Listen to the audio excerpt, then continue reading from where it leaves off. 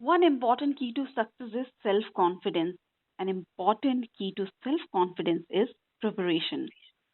As they say that, we are going to discuss self confidence in this discussion. What is self confidence?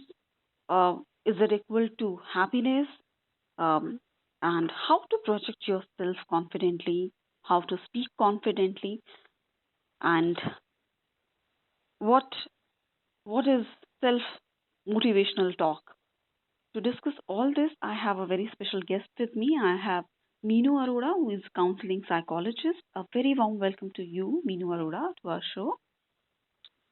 Thank you. Thank you, Purnima. As we are doing this show, so first of all, I would like to ask you that what does confidence mean?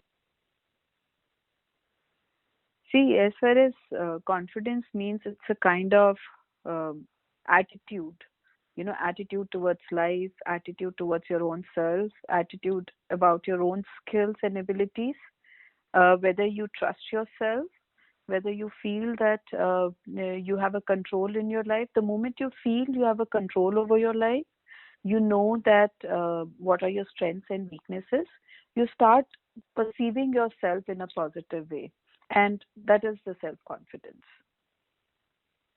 And if we talk about instilling self confidence in us, is it uh, is it inborn or it is something you acquire over a period of time?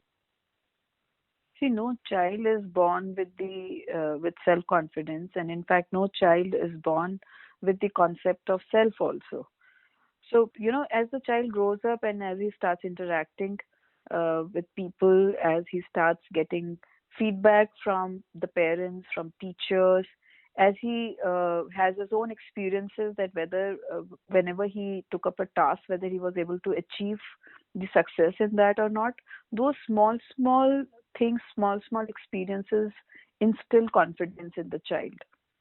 Sometimes even if the child is trying his best to work according to his abilities, many times parents say that, oh, this is not enough, you are capable of doing much better. Or they start, if the child faces a little failure, then they say that, oh, you cannot do this much also. Or the friend circle says, that you are not able to do this much also. So then even if the child has the ability, even if the child is trying to believe in himself, but if the experience is negative, then the Yes, child starts yes. thinking in a negative way. So there So can be external factors which could affect your confidence level.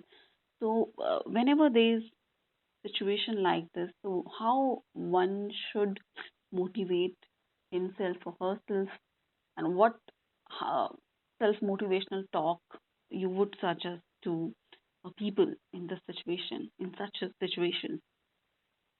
see, this is very important because if a child starts lacking confidence, or if any individual starts lacking confidence, then mostly people develop a kind of negative self talk. They start, and all of us talk to ourselves on daily basis for everything. We don't realize it. We might be doing it Yeah. at the subconscious or the unconscious level, but all of us do it. So when we face failures, and when we start losing our self confidence, when we start perceiving ourselves negatively, and then we start having a negative self talk, now what happens, it is a vicious circle. The moment you have a negative self talk, you lose your confidence more, and next time when you are working on a particular task, then you feel that as if you start believing that you will not be able to do it, and then you don't achieve success, and then again your confidence comes down. So it's very important that if that you change your negative self talk to positive self talk. So instead of saying that I can't do, you start saying that I will do my best. Okay. Every child or every individual, if they really want to change this negative self talk to positive self talk, then they should actually write down the sentences, the negative sentences which they are telling themselves, and convert it into a positive affirmation. So the moment you start saying positive affirmations to yourself, you start building on your confidence. Yeah, So because then you are actually you learn and you start believing that as if you are controlling your situations also. so how to look powerful, how to project yourself confidently, because your voice also project your confidence, your body language also project your confidence level. What one should do in order to acquire or to inculcate uh, or instill confidence in himself or herself.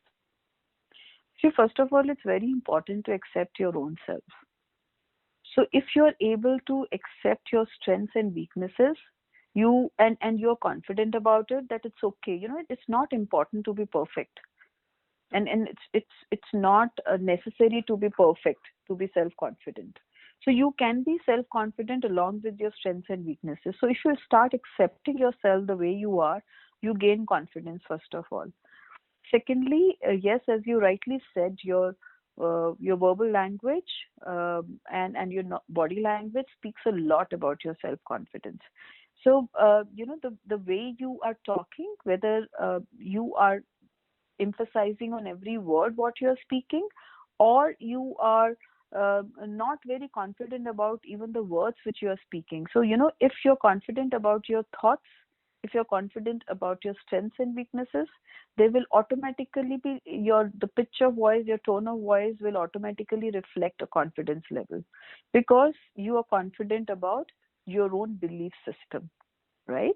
And secondly, as far as body language is concerned, yes, um, especially when you are meeting somebody in a social situation, whether you are sitting straight, whether you are standing straight, the confidence with which you are shaking hands with the other person, even the handshake tells a lot about your confidence. Um how are you maintaining your eye contact with the other person when you're talking? That also speaks a lot. If there is a lot of distraction, then that shows that you're lacking confidence, or if you're fidgeting with your hands or your feet, then also that shows that you're not very confident. So, especially in social situations, if you want to show or portray a very confident personality, then we should stand straight on both the feet. We should look into the eyes of the other person while talking. We should dress up very confidently. If you are not dress up decently or in a shabby clothes, then or your hairstyle is very shabby, that also shows as if you are not confident person. Okay. So, because, if you are a student or you have, graduated to become a professional, uh, but, you need confidence to get success in life, to become successful, you need to be a confident person. And uh, is there something, would you suggest that one should uh, make somebody a role model, or you should have a role model whom you can emulate and, get guidance from? See, there's a very personal choice if you want to have a role model, because I personally believe that there are many role models available in the social media and otherwise in the industry. And you might not get all the qualities from one role model, but yes, you should look at many successful people and learn whatever you can learn from those. Maybe you will learn different things from different people. And secondly, here, one thing I would like to point out, as you have said about the youth, that they should be having confidence if they want to be successful in their professional life. Many times I've seen that, they become overconfident. So there's a very thin line between being confident and overconfident. Uh, Sometimes people say that, okay, I'm like this and I'm going to behave like this, and this is my belief system. Now they feel that as if they are being very assertive and they are being very confident about their belief system. But if I talk about today's world and if I talk about the future, then this is considered more as rigidity rather than confidence in your belief system, because the future asks for flexibility. Mm. You can be assertive, you can express your views, Mm. but along with empathizing with others. So True, if you're not flexible in your belief system, then that is not perceived as confidence. true. Because we have seen people, they think that they're confident, but sometimes that is uh, perceived as aggression or maybe disrespectful behavior. Um, so I would also like to ask you that there are certain situations where people feel that there are some certain external factors which we have also discussed, that there are people around you who are doing gaslighting, who are in your subconscious making you feel like not disbelief about uh, your own self, or the things you do, or they all the time letting you down. So how to deal with such situation? See, in our daily life also, we face a lot of times we face these kind of situations where we might be under pressure which we create from our own self, or maybe the pressure is created by the external factors, as you're saying. So in case when others are letting you down, so first of all, they have their own issues who are trying to let you down. And I strongly believe that in any kind of situation the person should have remote control of his life in his hand. So you are responsible for making your mood, or making you feel happy or sad or angry. So others will try, but it is up to you whether you take it inside or not. You can make a decision for that. So True. if you're resilient enough, if you believe in yourself, if you know that what you have, what you are, and what you can do with your belief system and with your own personality, then others' perceptions about you will not make a difference. What makes a difference in your self confidence is your perception about yourself. So if you also start devaluating yourself because others are saying so, so then you will lose confidence. But Okay. we have to see that we have to draw our own boundary lines. All of us have a personal space, Mm. right? So we should respect our personal space. So, I mean, it has confidence has something to do with your inner being also. How to spark confidence in your brain? Again, it is related to your self-talk. How to program your thoughts? How to assess that what stories are you telling yourself? You I mean, what are your insecurities? And if any negative thought is coming, from where did it come and why did it come? And and and you have to introspect that. Are you letting them, you know, hang around in your head, or how one should be, dealing with the subconscious mind?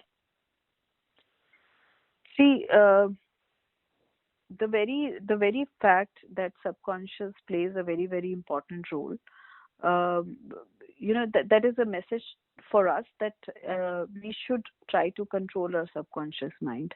Now, as far as inner being is concerned, the moment you accept yourself along with the strengths and weaknesses, your inner being is in a healthy position, because you accept yourself, so others will start accepting you. Now, like you Yeah. said, that have to enhance that particular thought, or have to enhance the power of your subconscious mind. Now, subconscious mind plays a very important role. So whatever is imprinted in your subconscious mind, your brain consciously, unconsciously starts working towards it. So it is exactly like when you're walking towards your house, we don't look at the address of our house. We don't even think that whether I'm entering my own house or not, because the direction is already there in the subconscious mind. Yeah. And you tend to enter your own house only, because everything is playing around in the subconscious mind. So in your subconscious mind, if you have accepted yourself, if you know that it's not important to be perfect all the time, I know my limitation and it's okay. It's okay to have a limitation. Your subconscious mind power, gives you the power to look at the positive side of any situation, any negative situation, or a positive side of any negative person. Because then you are feeding only positivity in your mind. Yeah, so you need to feed positivity in your mind, instill confidence in you. It's your responsibility somehow. Yes, there has to be some self motivational talk, and we need to accept ourselves as we are. Uh, And also it is very important to count your blessings. True. We are always worried about the missing part of our life. We call it as missing syndrome. We are more worried about what we are missing rather than what we have, and Because, and that lowers down our confidence. yeah, so we should respect what we have, what we are, and as we say that, when you accept yourself, that leads to happiness. And as a concluding line, if you would like to say something on happiness, is it equal to confidence, and how confidence leads to a successful life? Confidence definitely leads to happiness. And of course, if you're confident enough, you will be able to realize your dreams. So for this, it's very, very important that you visualize an image of a confident person in your mind, because that helps a lot. What kind of self image you are forming about your own self. So that helps a lot in building up your confidence and in achieving your goals. And once you start evaluating yourself for the bigger goals, you might feel frustrated. So have small goals and see yourself, imagine yourself as a confident person achieving those goals. That will definitely give you happiness.